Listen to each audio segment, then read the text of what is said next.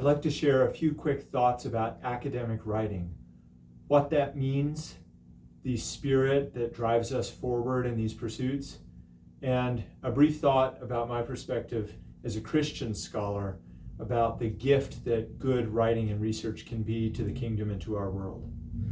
So, if you wanted a good definition of academic writing, it would be to join a conversation with a small, scattered, but intensely interested audience who cares so much about the problems and questions you're writing about that they will patiently listen to or read everything you have to say about the topic.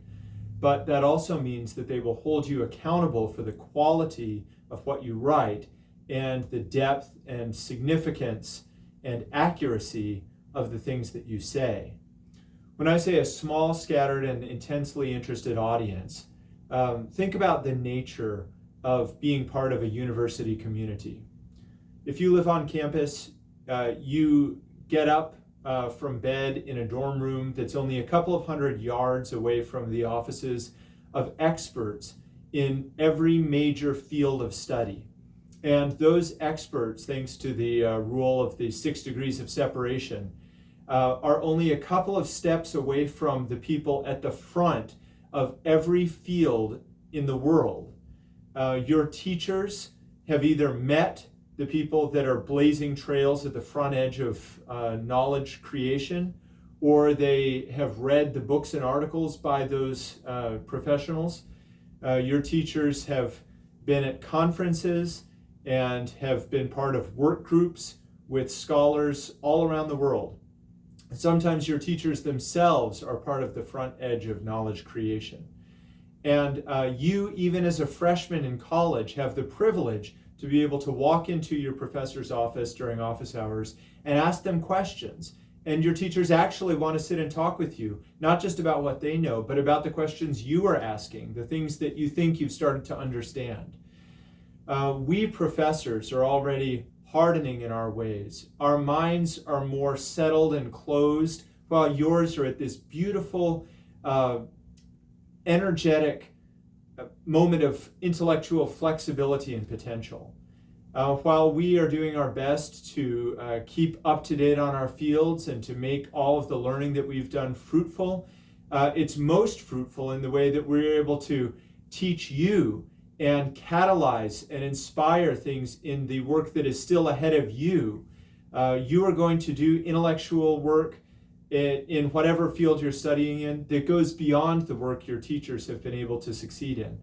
But we're all serving these professions in a joint effort to try to understand the truth, to try to understand best practices that will make our world a little bit better in whatever way our field contributes to thriving humanity.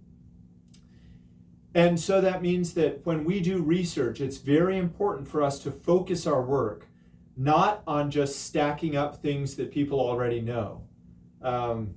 That's like the Wikipedia model of an essay. And this is what AI is very good at generating, just putting together and stacking up the summation of what is already known. Good research does more than that. It focuses on the front edge where what we know comes in contact with these frontiers of ambiguity, things we haven't figured out yet that we're trying to investigate, problems that still need to be solved. If you imagine the knowledge in any field as a sphere, and everything inside that sphere is what is already known, and everything outside of the sphere is what we don't know at all, then every time, even as a freshman, that you sit down to write a term paper, you should focus your attention not on the inside of the sphere, what's already known. And of course, you can't really focus on what we don't know because we don't know what we don't know. You should focus your attention on the surface area of that sphere, the frontier, where we're just starting to get an understanding of what else is out there, and we're curious to find out more. It is there that even as a freshman in college, you can do meaningful intellectual work. And so this means the questions that you bring to research are even more important than the answers you think you find. It's so easy to rig a paper to make it look like it's arguing something valid, when actually we've just cherry-picked the evidence to line up with the conclusion we've already decided we believe in. It's much harder to write a research paper that asks a live, valuable question and then really probes and investigates what available evidence could give us a good, valid answer to that question. The scientific method at its best works this way, never actually proving anything to be true, but always testing to disprove a theory that might be inadequate.